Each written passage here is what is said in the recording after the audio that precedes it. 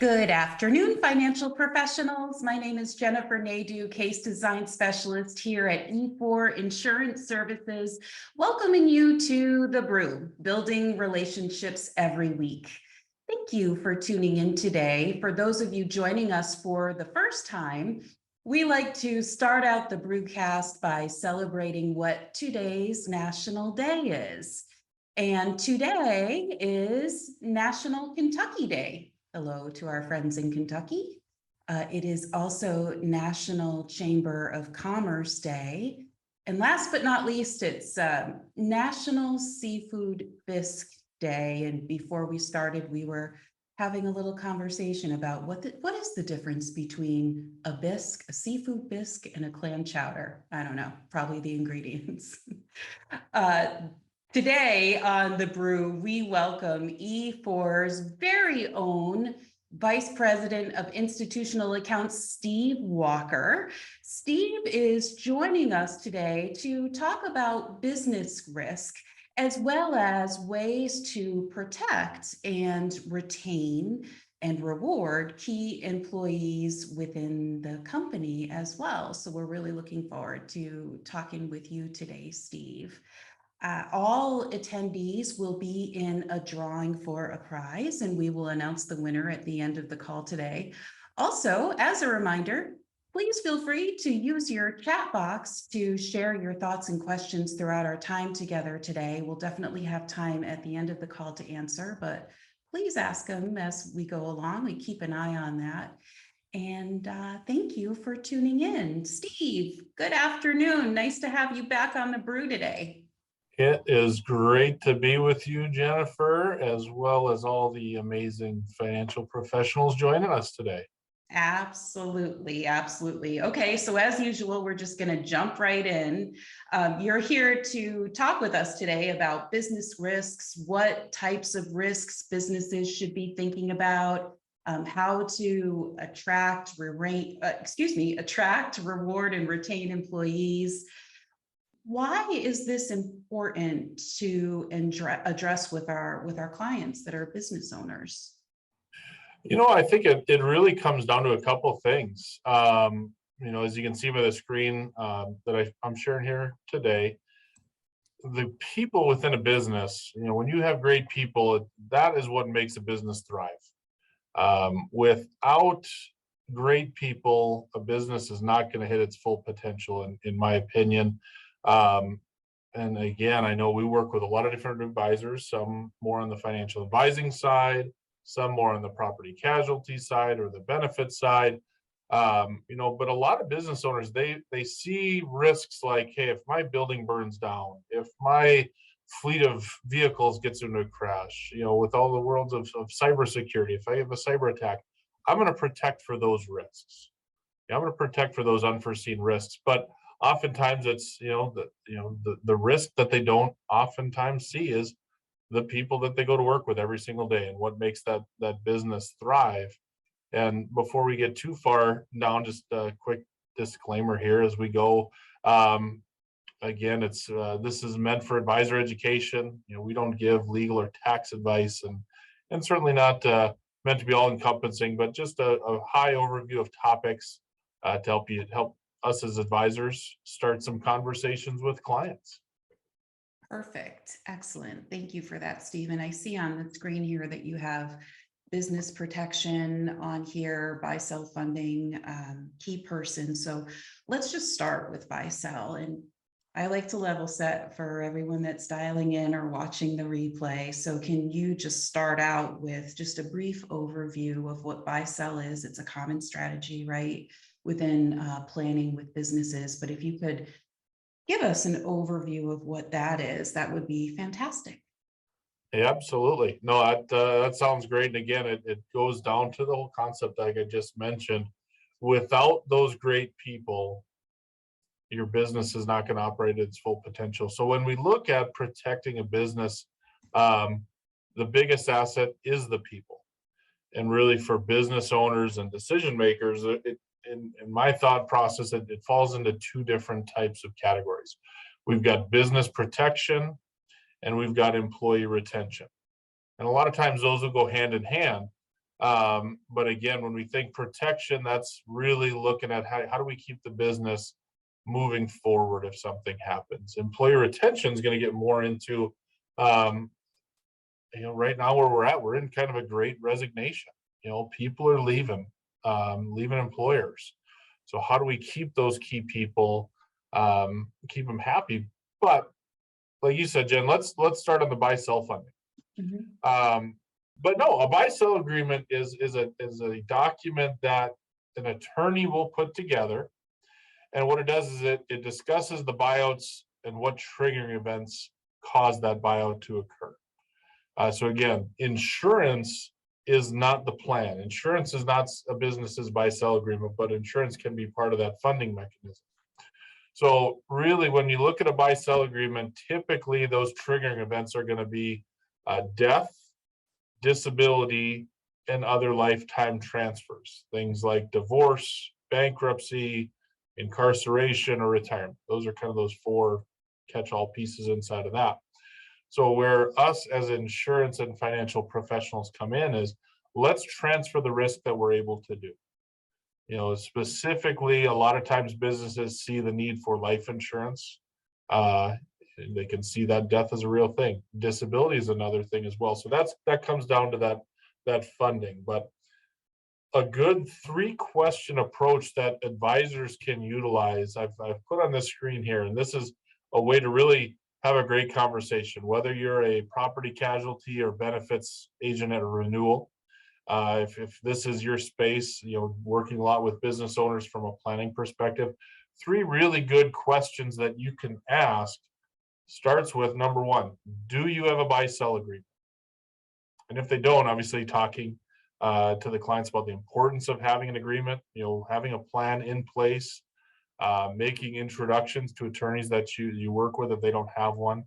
But oftentimes the clients will say, yes, I do have a buy-sell agreement. Then we move on to number 2. Is it funded?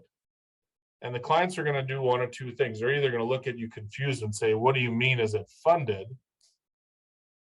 Or they're going to say, yes, it is funded. So first and foremost, if they don't know what funding is and utilizing life insurance or disability insurance to fund that buy-sell agreement, you can dive right into that conversation, and the importance of it. Because really, when it comes time to funding that, if Jennifer, if you and I own a business together and I pass away, if you need to buy out my wife's share of the business, you can do it one of a few different ways. And this goes for every type of business. You can pay cash. So whatever that buyout amount is, I can pay cash. So I'm paying $1 for every $1 that I need to buy out. Plus, I'm losing out on the lost opportunity cost of where those other dollars could be, growing the business or invested elsewhere. So that's option 1. Option 2, I can go to a bank. I can get out a loan, go to my local bank or whoever it is and say, I need, my business partner just passed away or became disabled, whatever that triggering event is. I need a loan to fund my buy-sell agreement. Now, assuming you can get the banker past the fact of, hey, business partner is a big part of that business. They may not even want to give you a loan, but let's assume they do and they give you whatever the interest rate is. You're paying for every $1, you're paying $1 plus interest cost. That's the second way. The third way is you can use insurance, and you can pay pennies on the dollar for insurance premiums to make sure that if something happens, again, take life insurance, for example. If my business partner passes away, my life insurance proceeds will fund that buyout. Or a disability buyout is another thing. If they become disabled, we can have those funds available too. So that's where the funding comes in. Now let's say, ask that question, is it funded? And the clients say, yes, it is funded. They're, let's again assume they're not lying to you, and that truly is. A third great question, and this is something a colleague of mine, I heard from them. Have you valued your business since the start of the pandemic? And really, other ways you can say it, when was the last time you valued your business to make sure your funding's keeping up with where it needs to be?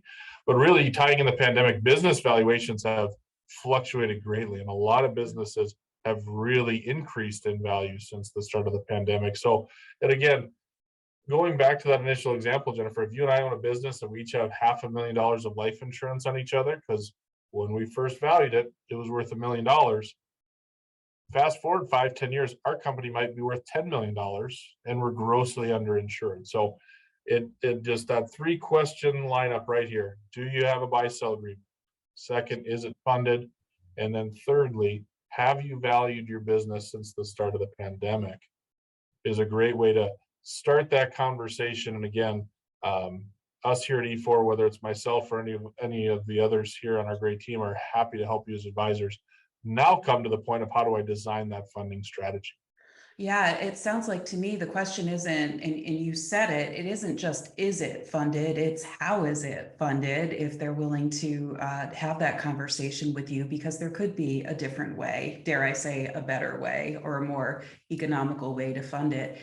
And your note about the pandemic, I think that question will give everyone a pause because it is still very relevant in everyone's minds. And as you said, things have changed so drastically since the beginning of the pandemic. So It excellent. really is, and a great example of that, not to interrupt you, Jennifer, but just Yeah. earlier over the last couple of weeks, I've been meeting with an advisor that hasn't traditionally done a lot of buy-sell discussions with their clients in the past.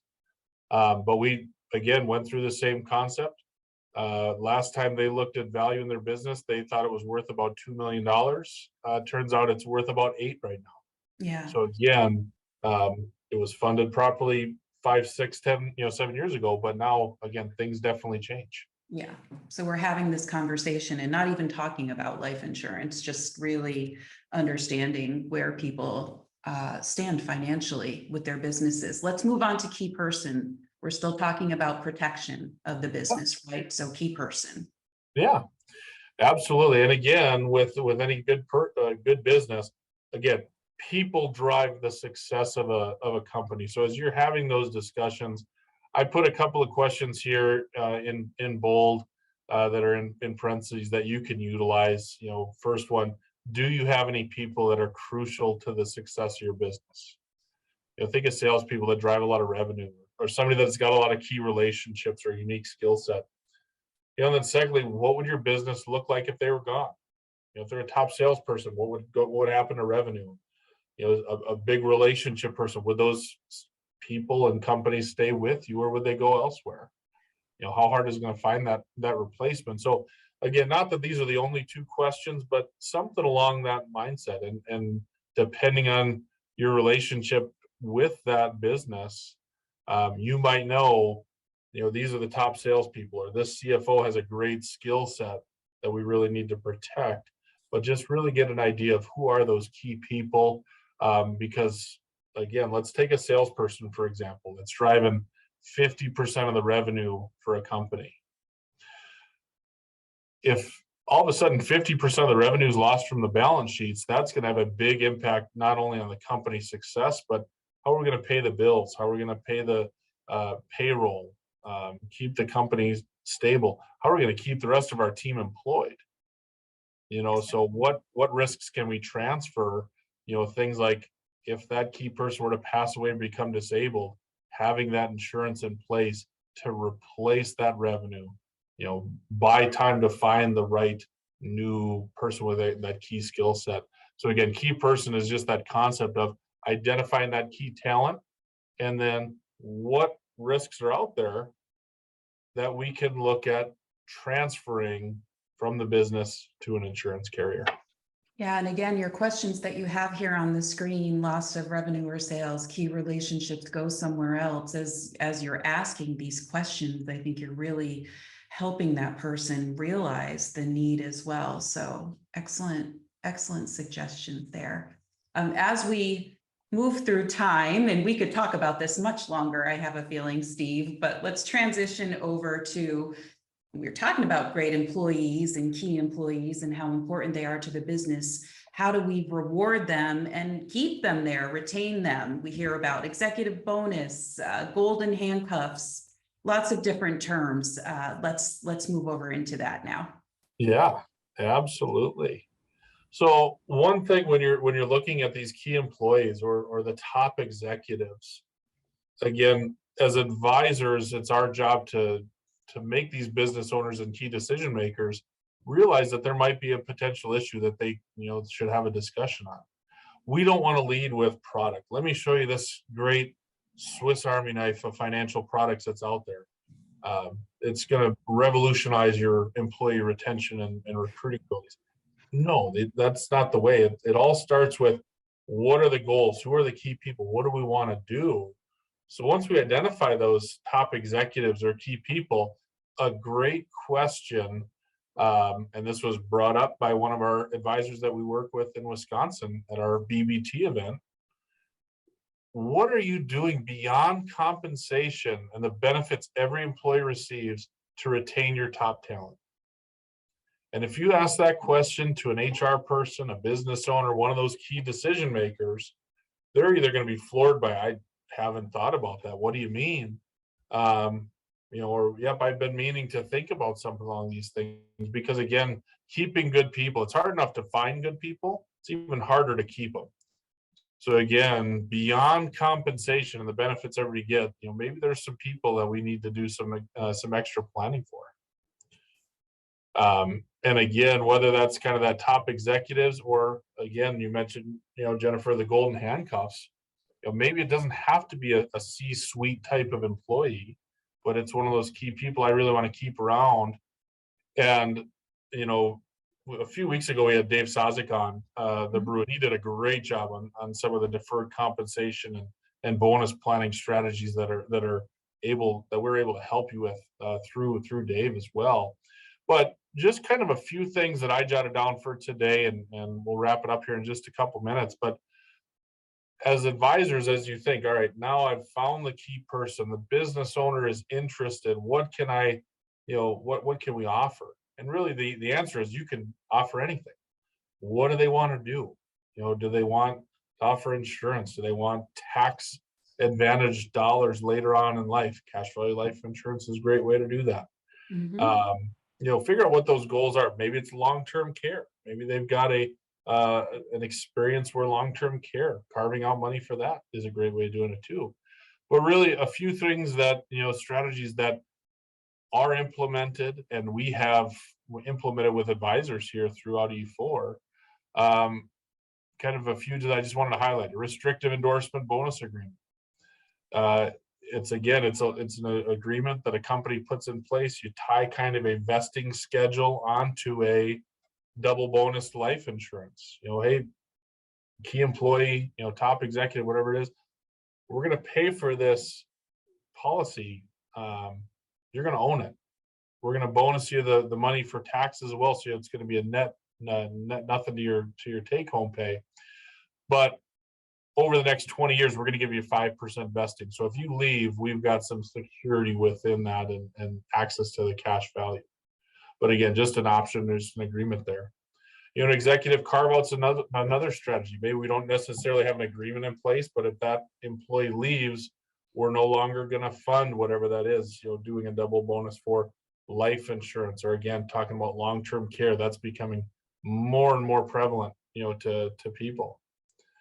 And then lastly, our lifetime income non-qualified solutions, or our Links platform, is a great deferred compensation plan that, a lot of our, some of our advisors are having great success when they see companies that really want to give a wow experience. Like for example, when, for certain people throughout a company, once they hit age 60 or 62, I want to give them $5,000 a month, $10,000 a month, $20,000 a month, whatever that is, deferred compensation for the rest of their life.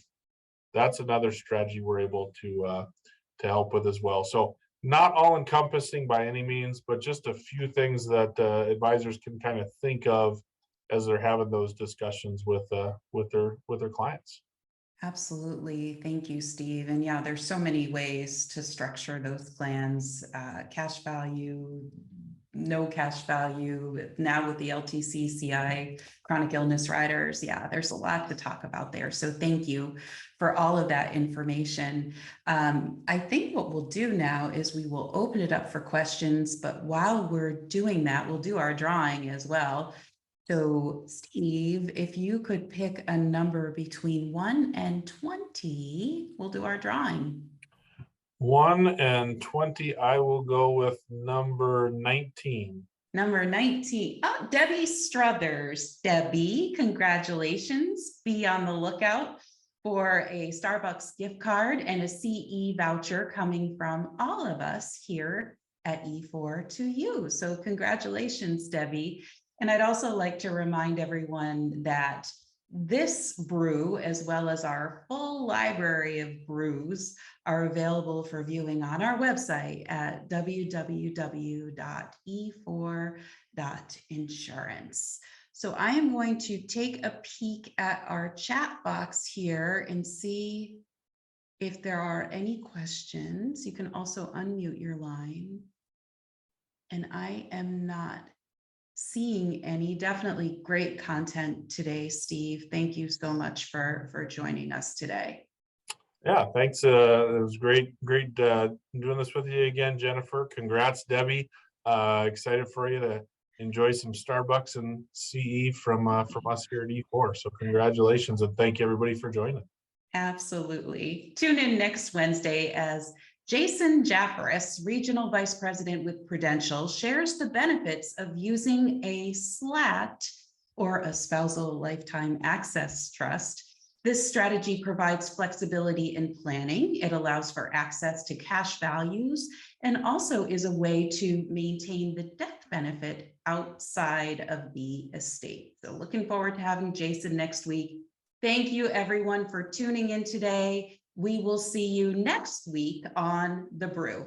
Have a great week, everyone.